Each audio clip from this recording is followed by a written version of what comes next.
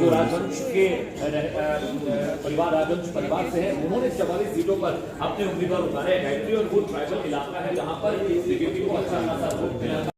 Public के बीच में BJP गई और विकास के कार्यों का ही एग्जाम्पल बीजेपी ने सेट किया है। चाहे वो अलग अलग प्रदेशों में काम रहा हिमंता विश्वकर्मा के बारे में बहुत यहाँ पर बात होती है, असम के विकास मॉडल की यहाँ पर बहुत बात होती है। और त्रिपुरा चूंकि छोटा राज्य